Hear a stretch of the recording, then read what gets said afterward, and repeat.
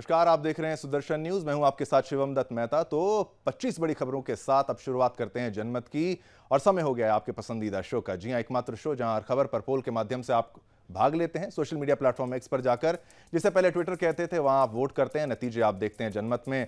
हर खबर पर आपकी राय हम दिखाते हैं आपको। आज हम जिन विषयों पर चर्चा करेंगे उन पर जल्दी से एक नजर डाल लेते हैं। कौन से वो मुद्दे होने वाले हैं जिनके बारे में आज चर्चा आपके साथ की जाएगी। फ्लोर ग्राफिक्स के माध्यम से आपको बताने का प्रयास करेंगे। तो बंगाल से उद्योग का पलायन हो रहा है क्या? क्या बंगाल से उद्योग जा रहे हैं? टाटा का जिक्र आपने देखा था जब सिंहभूम की बात की गई थी। अब वहां से ब्रिटानिया क्यों जा रहा है और ब्रिटानिया का जाने का कारण क्या है पूरा मैटर, वो आपको समझाएंगे विस्तार से जनमत में। फिर आगे बढ़ेंगे, बात करेंगे नेपाल को फंसाता हुआ चीन। आखिर कैसे चीन नेपाल को, किस तरीके से वहां के खासतौर पर पत्रकारों को लोक लुभावन और साथ ही साथ लुभाने के लिए जर्नलिस्ट को, उनके बच्चों को क्या कुछ गिफ्ट्स दे रहा है और किस तरीके से, एक तरीके से कहिए तो घूस दे रहा है। इसके बारे में भंडाफोड़ हम करेंगे जनमत में। कहीं मत जाइएगा, आगे बढ़ेंगे। फिर बात करेंगे जूलियन असांज कैसे बच गए, क्या डील हो गई है उनके बीच और अमेरिका के बीच, ये आपको विस्तार से बताने का प्रयास करेंगे जनमत में। और फिर आगे बढ़ेंगे, बात करेंगे कैसे अगले फ्लोर ग्राफिक्स में कि अनशन खत्म हो गया है और क्या राजनीति भी खत्म होगी आम आदमी पार्टी की, ये विषय रहेगा। और फिर महिला पर्यटकों से अभद्रता, अगले फ्लोर ग्राफिक्स में हम बात करेंगे महिलाओं से अभद्रता जिसे पर्यटकों से की गई है। ये अतिथि देवो भव की जो हमारी फिलॉसफी है उससे बिल्कुल उलट है। चलिए जनमत में आज खबर की शुरुआत देश की जानी मानी एफएमसीजी यानी खाद्य सामग्री की कंपनी, साफ शब्दों में कहूं आपकी भाषा में, हमारी भाषा में तो बिस्किट कंपनी ब्रिटानिया से करते हैं, जिसने पश्चिम बंगाल की राजधानी कोलकाता में अपने 77 साल पुरानी फैक्ट्री को बंद करने का फैसला लिया है, जिसका असर लगभग 150 कर्मचारियों पर पड़ने की उम्मीद है। ब्रिटानिया का यह निर्णय ऐसे समय में सामने आया है जब कंपनी लागत के मुकाबले मुनाफा निकालने की चुनौतियों से जूझ रही है। वहीं इस बीच ब्रिटानिया के निकलने पर राज्य की विपक्षी पार्टी भाजपा ने भी हमला बोला है। बीजेपी आईटी सेल के मुखिया अमित मालवीय ने कहा कि बंगाल में सत्ताधारी तृणमूल कांग्रेस तोलाबाजी, अवैध वसूली या कमीशन लेना और यूनियनबाजी में लगी हुई है, जिसके कारण लगातार उद्योग धंधे राज्य से बाहर जा रहे हैं। उन्होंने कहा कि पहले सीपीआईएम ने इसे बर्बाद किया और फिर टीएमसी ने इसे ताबूत में आखिरी कील ठोंक दी। इसी पर देखिए एक खास रिपोर्ट और मामले की गंभीरता को समझिए।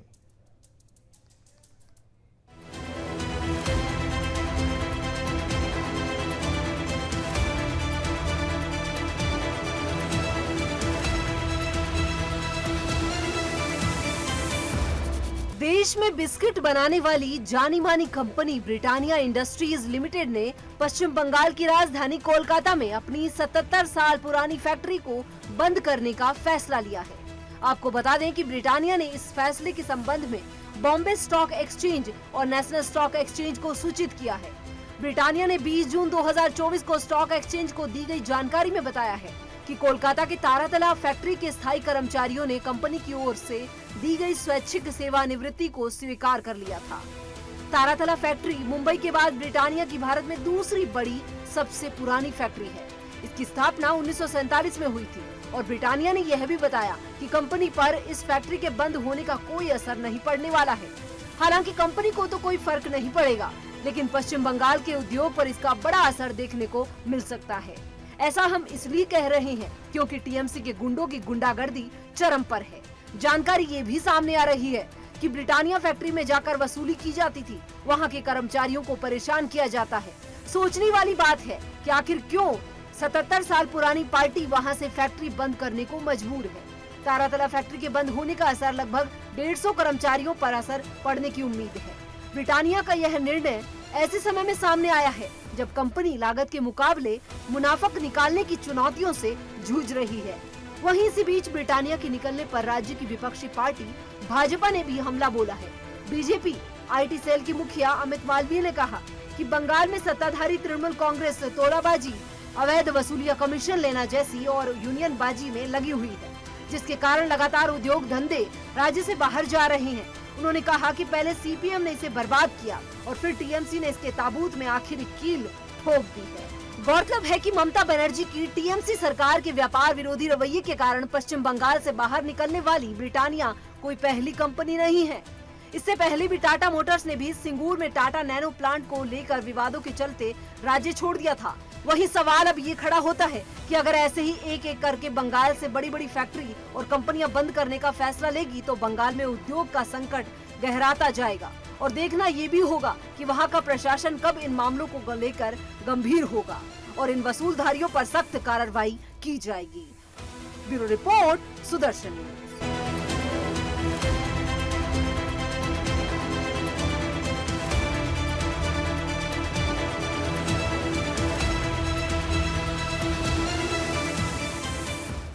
इसी खबर पर हमने पोल के माध्यम से आपसे जो प्रश्न पूछा वो आपकी टीवी स्क्रीन पर। जी हां, टीएमसी कर रही है बंगाल में उद्योगों का पतन, तो 93% लोगों ने हां में जवाब दिया है, 7% लोगों ने ना में जवाब दिया। तो बहुमत, प्रचंड बहुमत ये मानता है कि टीएमसी कर रही है बंगाल में उद्योगों का पतन।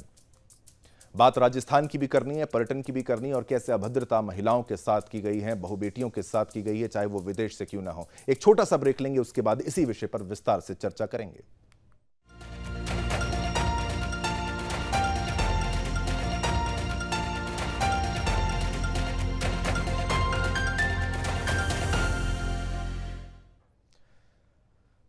चलिए, ब्रेक के बाद पुनः आपका स्वागत है जनमत में, आपके फेवरेट कार्यक्रम में। जनमत में अब बात राजस्थान की करते हैं, जो पर्यटन क्षेत्र के लिहाज से दुनिया भर में मशहूर है। हर साल दुनिया भर से लाखों लोग राजस्थान के अलग अलग शहरों में घूमने के लिए आते हैं। कुछ दिन पहले जयपुर घूमने आई विदेशी महिला पर्यटक के साथ अभद्रता का वीडियो सोशल मीडिया पर वायरल हो रहा था। इस मामले को सुदर्शन न्यूज ने प्रमुखता से उठाया और दिखाया, जिसके बाद खबर का असर भी देखने को मिला। इस पूरे मामले पर पुलिस प्रशासन के द्वारा कार्रवाई करते हुए आरोपी को गिरफ्तार कर लिया गया है। पूरा मामला रिपोर्ट में देखिए।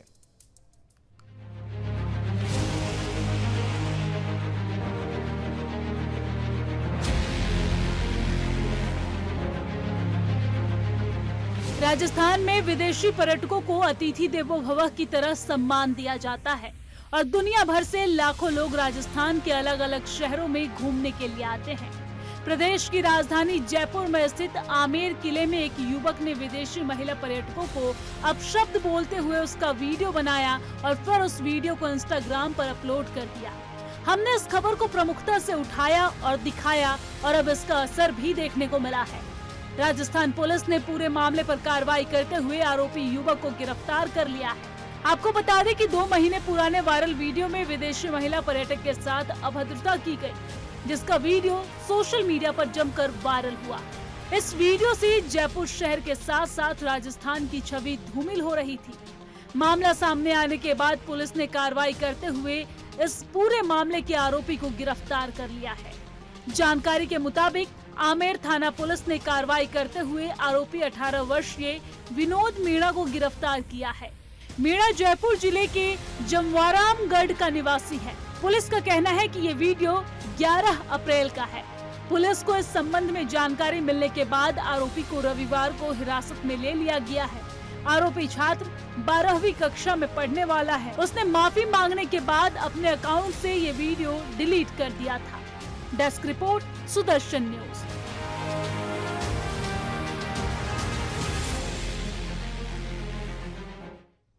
इसी खबर पर पोल के माध्यम से आपसे जो प्रश्न पूछा वो भी आपको बता दें। बंद होनी चाहिए पर्यटकों के खिलाफ अभद्रता। 98% लोगों ने हाँ में जवाब दिया है, 2% लोगों ने ना में जवाब दिया। बहुमत, प्रचंड बहुमत हम ही मानते हैं ऐसे लोगों के खिलाफ सख्त से सख्त कार्रवाई होनी चाहिए जो देश में आए अतिथियों के साथ ऐसी भद्दी हरकत करते हैं, और ऐसे लोगों को जेल में ही रखा जाना चाहिए। बहुमत, प्रचंड बहुमत ये मानता है कि ऐसे लोगों को दूर रखा जाए और ऐसे लोगों पर कार्रवाई करनी चाहिए और ऐसी अभद्रता जो है उसको बंद करना चाहिए। आगे बढ़ते हैं, जनमत में तस्वीरें दिखाएंगे। अब बात विकीलीक्स के संस्थापक जूलियन असांज की करते हैं, जो ब्रिटिश के बेलमार्श में अधिकतम सुरक्षा वाले जेल में बंद थे, जिन्हें कुल 1901 दिन जेल में बिताने के बाद सोमवार 24 जून को रिहा कर दिया गया, इस शर्त पर कि वो उन पर लगे आरोप कबूल करते हैं, जिन पर यह आरोप था कि उन्होंने सेना से जुड़ी कुछ गोपनीय जानकारी साझा की थी। इस हफ्ते के अंत में जूलियन को अमेरिका के मारियाना द्वीप की संघीय अदालत में पेश किया जाएगा। जस्टिस डिपार्टमेंट के मुताबिक वो स्वीकार करेंगे कि उन्होंने जासूसी अधिनियम यानी एस्पियोनाज एक्ट के तहत राष्ट्रीय रक्षा सूचना की अवैध तस्करी की है। इस कबूलनामे के साथ दुनिया के कई देशों तक फैले और दशकों से चले आ रहे कानूनी विवाद का अंत हो जाएगा। आपको बता दें, जूलियन असांज 2010 में चर्चा में आए थे जब विकीलीक्स ने अफगानिस्तान और इराक युद्ध के वक्त के बहुत सारे अमेरिकी सैन्य दस्तावेज रिलीज कर दिए थे। जैसे उसमें 2007 का एक वीडियो था जिसमें इराक में एक अमेरिकी हेलीकॉप्टर से चली गोली से 2 लोगों की मौत हो गई थी। इसे अमेरिकी सैन्य इतिहास में सबसे बड़ा सुरक्षा उल्लंघन माना गया था। इससे दुनिया भर में चर्चा छिड़ गई, जिसके बाद उनके ऊपर सीक्रेट जानकारियां लीक करने, अमेरिकी नागरिकों की जान खतरे में डालने समेत 18 संगीन आरोप लगाए गए थे। तो विकीलीक्स के संस्थापक स्वतंत्र हुए हैं और जूलियन असांज जेल से रिहा हुए हैं और यूएस को रख दिया इन्होंने हिलाकर। इस खबर को आपने जाना बेहतर ढंग से, हमने आपको तस्वीरें भी दिखाई, खबर भी बताई। अब इसमें पोल जो हमने किया, हमने जो पोल डाला उस पर आपने जो वोट किया वो आपको बता देते हैं। समझौते से मिली जूलियन को रिहाई तो 94% ये मानते हैं कि हां समझौता हुआ है, कुछ तो हुई है डील जूलियन असांज और अमेरिका के बीच में।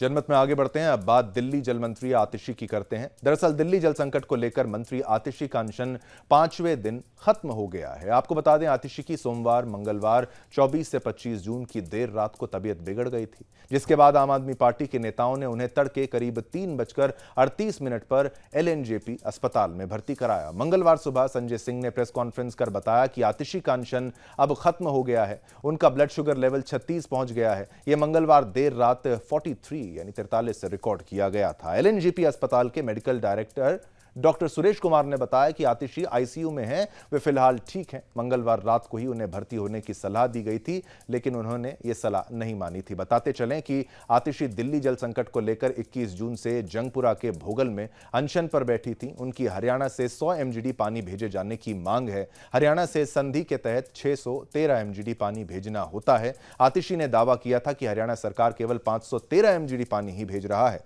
इसके कारण दिल्ली के 28 लाख लोगों को पानी नहीं मिल पा रहा है।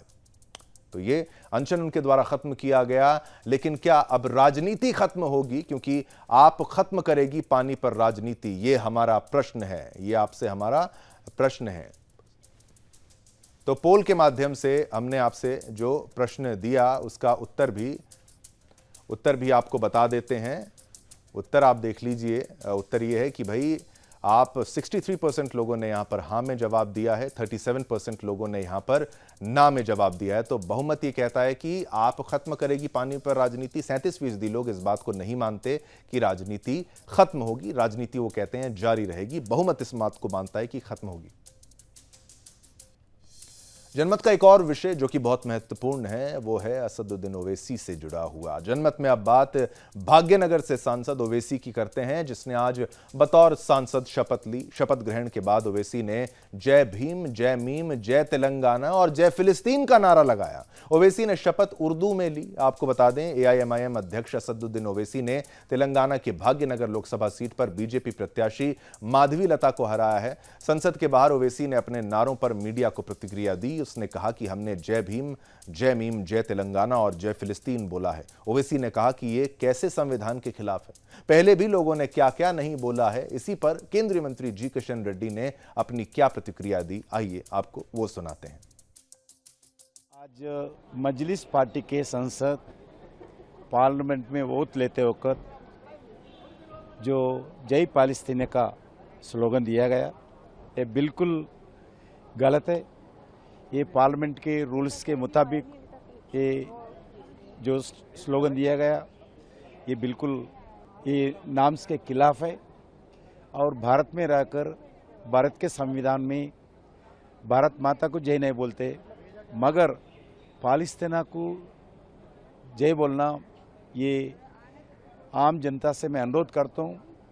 ये ऐसे लोग कैसे कैसे आज देश में कॉन्स्टिट्यूशन के नाम पर एंटी कॉन्स्टिट्यूशनल का काम कर रहे हैं, ये लोग समझना चाहिए। और इसी खबर पर पोल के माध्यम से हमने आपसे जो प्रश्न पूछा वो भी आपके टीवी स्क्रीन पर लीजिए। ओवैसी को फिलिस्तीन चले जाना चाहिए क्या? क्योंकि ऐसा बयान उसके द्वारा दिया गया है। तो 98% 98% लोगों ने हाँ में जवाब दिया, 2% लोगों ने ना में जवाब दिया। बहुमत, प्रचंड बहुमत ये मानता है कि ओवैसी को फिलिस्तीन चले जाना चाहिए। ये हम नहीं कह रहे, ये आप कह रहे हैं, आपका मत कह रहा है, जनमत कह रहा है। जनमत में अब बात करते हैं दूसरे मुद्दे की। अब बात करेंगे तमिलनाडु शराब त्रासदी की। जी हां, जिसमें मरने वालों की संख्या रोज बढ़ती जा रही है, जिस पर बीजेपी राज्य सरकार पर जमकर निशाना साध रही है और तमिलनाडु सरकार पर सवाल खड़े कर रही है। अब इसी कड़ी में केंद्रीय मंत्री वीरेंद्र कुमार का भी बयान सामने आया है, जिनकी माने तो तमिलनाडु के कल्लाकुरिची में जहरीली शराब के सेवन के कारण जो हादसा हुआ है वे बहुत दर्दनाक और अमानवीय है, जिसमें लगभग 59 लोगों की मृत्यु हुई व 100 से ज्यादा लोग अस्पताल में भर्ती हैं। मामला जब स्वास्थ्य मंत्री जेपी नड्डा के संज्ञान में आया तो उन्होंने विपक्ष के राष्ट्रीय अध्यक्ष को पत्र लिखा कि वहां उनके सहयोगी सरकार में यह घटना हुई है। उन्होंने इस घटना की सीबीआई जांच और दोषियों के खिलाफ कड़ी कार्रवाई करने को कहा है। उन्होंने आगे और क्या कुछ कहा, आइए आपको वो बात भी सुनाते हैं। तमिलनाडु के कल्लाकुरिची में जो जहरी शराब पीने का हादसा हुआ है, ये बहुत ही दर्दनाक है, अमानवीय है। इसमें लगभग अभी तक 59 लोगों को अपने प्राणों से हाथ धोना पड़ा है और 100 से ज्यादा लोग अभी भी अस्पताल में इलाजरत हैं। ज्यादातर लोग वो हैं जो अनुसूचित जाति के, अनुसूचित जनजाति के हैं, गरीब हैं, पिछड़ा वर्ग हैं, वंचित लोग हैं। यानी आर्थिक दृष्टि से ये लोग गरीब समुदाय से आते हैं। हर राज्यों की अपनी एक आबकारी नीति होती है, आबकारी विभाग भी होता है। लाइसेंस प्राप्त करके शराब की बिक्री का काम किया जाता है। जनमत में आगे बढ़ते हैं। अब बात आज की 18वीं लोकसभा के दूसरे सत्र की करते हैं, दूसरे दिन की करते हैं, जहां आज एनडीए और इंडी गठबंधन के बीच लोकसभा स्पीकर को लेकर जबरदस्त बयानबाजी देखने को मिली, जिसका परिणाम यह है कि भारत के इतिहास में अब पहली बार लोकसभा स्पीकर पद के लिए चुनाव होने वाला है। सत्ताधारी एनडीए ने जहां एक और इस पद के लिए ओम बिरला को अपना उम्मीदवार बनाया है, वहीं इंडी ग्रुप ने के सुरेश के नाम की घोषणा की है। वहीं इस मामले पर कांग्रेस सांसद राहुल गांधी ने कहा कि विपक्ष स्पीकर पद के लिए सरकार का समर्थन करने को तैयार है, लेकिन बदले में डिप्टी स्पीकर पद विपक्ष को चाहिए। राहुल गांधी ने बताया कि इस बारे में राजनाथ सिंह और मल्लिकार्जुन खड़गे के बीच बात हुई थी, जहां राजनाथ सिंह ने कहा था कि वे चर्चा करके रिटर्न कॉल करेंगे, लेकिन उन्होंने अभी तक कोई कॉल नहीं आया है, उनको कॉल नहीं मिला। इसी पर देखिए हमारी ये खास रिपोर्ट और मामले की गंभीरता को समझिएगा।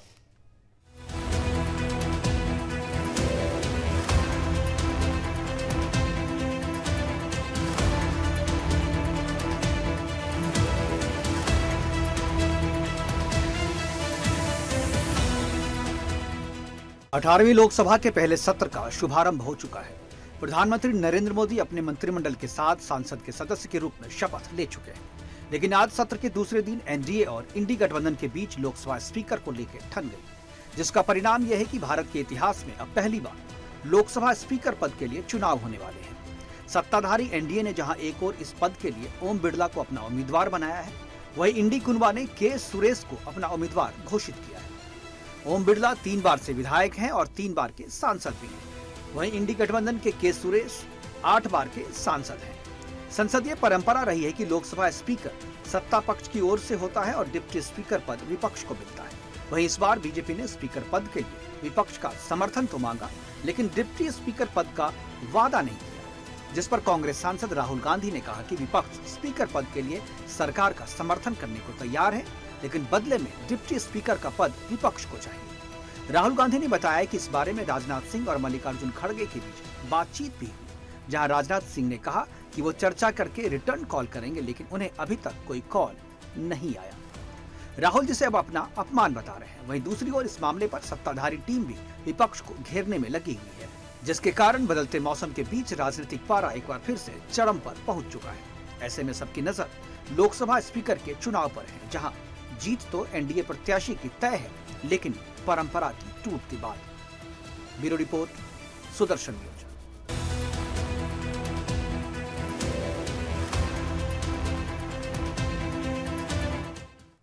चलिए एक छोटा सा ब्रेक लेते हैं। ब्रेक के उस पार भी संसद से जुड़ी विचित्र और विशेष खबरें आपका इंतजार कर रही हैं।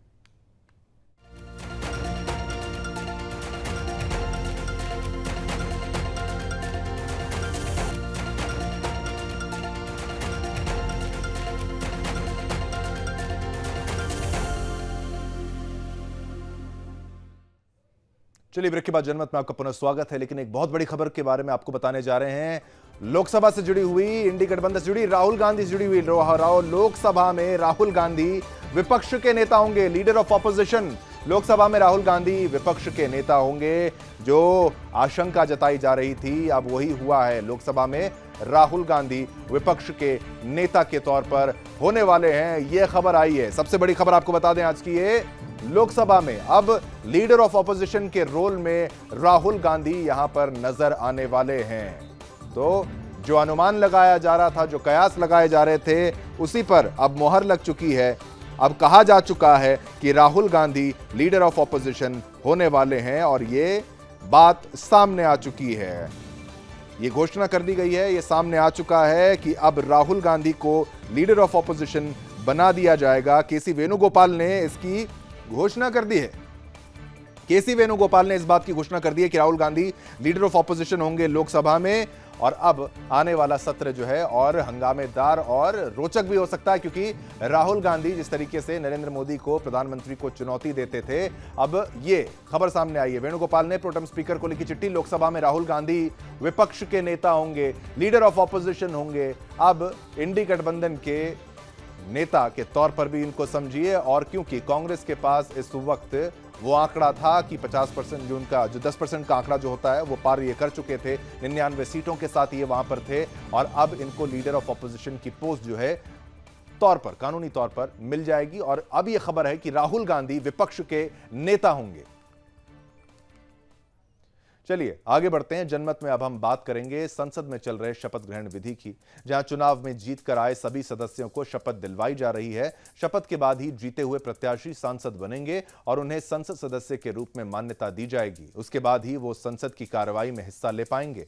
आज हम इस शपथ पर चर्चा इसलिए नहीं कर रहे हैं कि चुने हुए प्रत्याशियों की शपथ विधि हो रही है, बल्कि चर्चा इसलिए कर रहे हैं क्योंकि कुछ ऐसे सांसद भी शपथ लेने की तैयारी कर रहे हैं जो जेल की सलाखों के पीछे गंभीर धाराओं के तहत जेल में बंद हैं।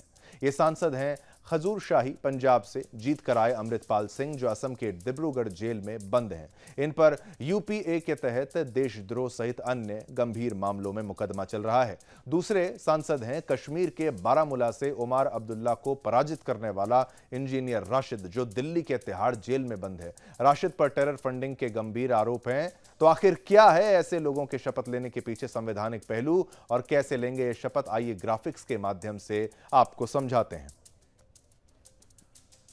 तो इसमें संविधान का अनुच्छेद 101(4) महत्वपूर्ण है। संवैधानिक पहलू क्या है वो हम आपको बता रहे हैं, कैसे शपथ इनके द्वारा ली जाएगी। संविधान का अनुच्छेद 101(4) महत्वपूर्ण है। अध्यक्ष की जानकारी के बिना दोनों सदनों से सांसदों की अनुपस्थिति शामिल है।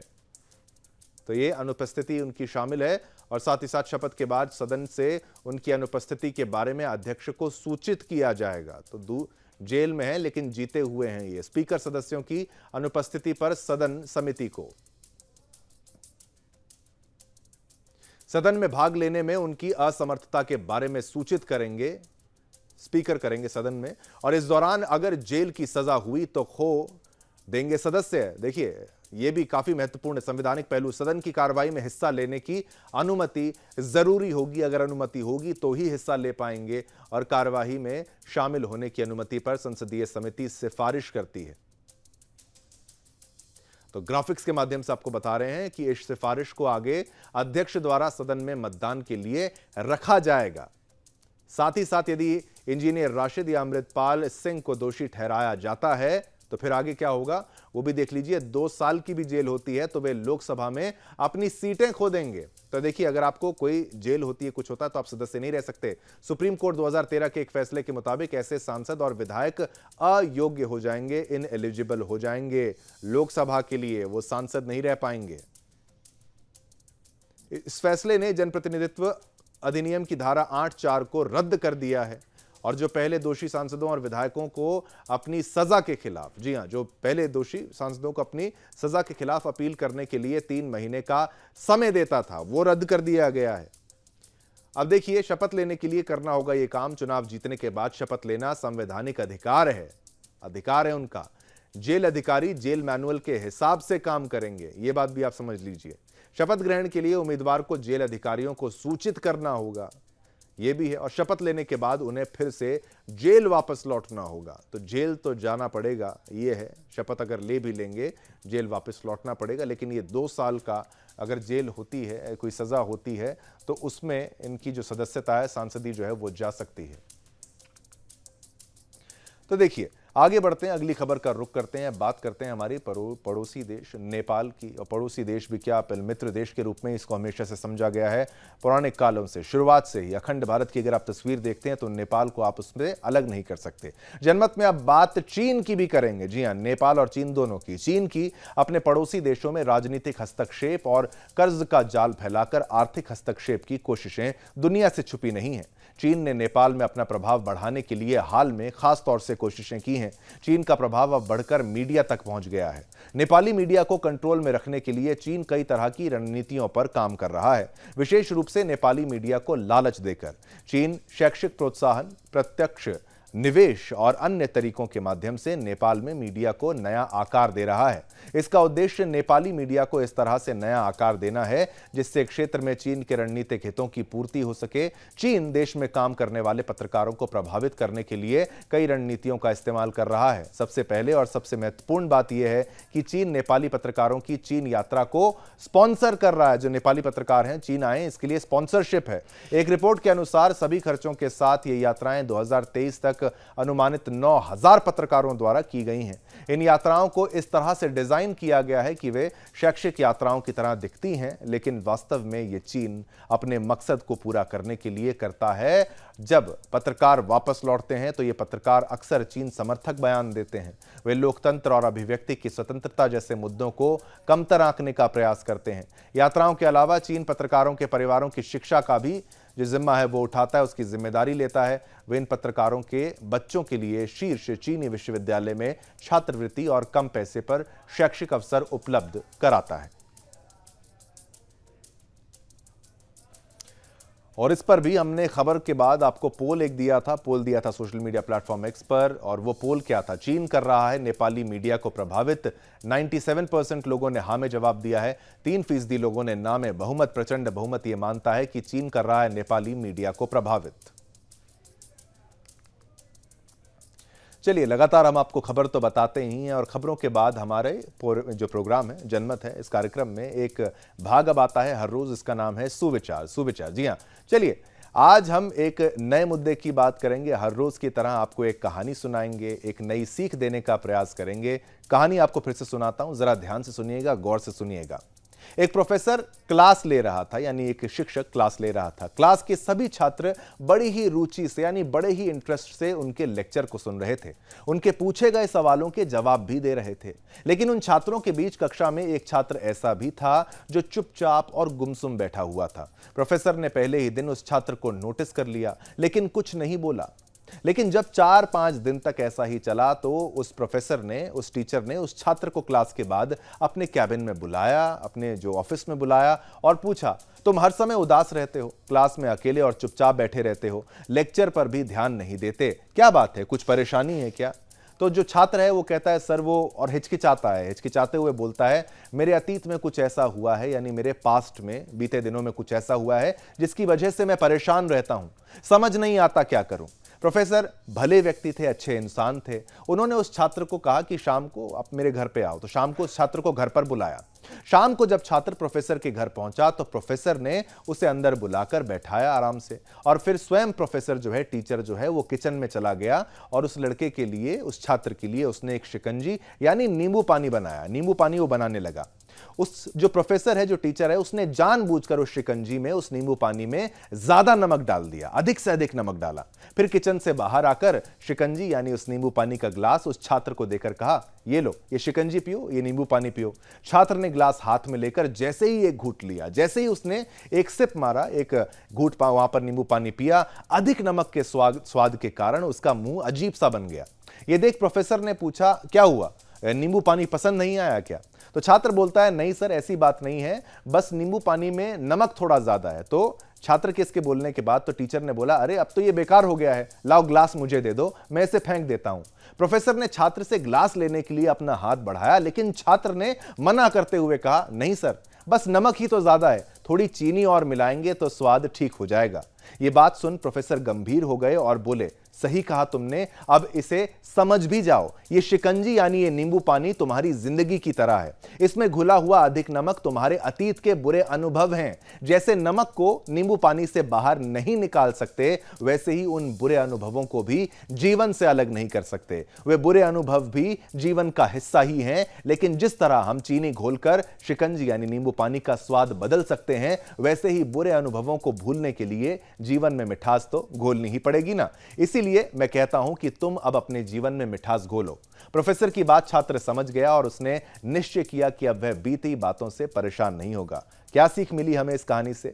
जीवन में अक्सर हम अतीत की बुरी यादों और अनुभवों को याद कर दुखी होते रहते हैं। इस तरह हम अपने वर्तमान यानी आज के दिन, अपने प्रेजेंट पर ध्यान नहीं दे पाते हैं और कहीं ना कहीं अपना भविष्य बिगाड़ लेते हैं। जो हो चुका है उसे सुधार नहीं जा सकता, उसको सुधार नहीं सकते, लेकिन कम से कम उसे भुलाया तो जा सकता है और उन्हें भुलाने के लिए नई मीठी यादें हमें आज बनानी होंगी। जीवन में मीठे और खुशनुमा लम्हों को लाइए, तभी तो जीवन में मिठास आएगी।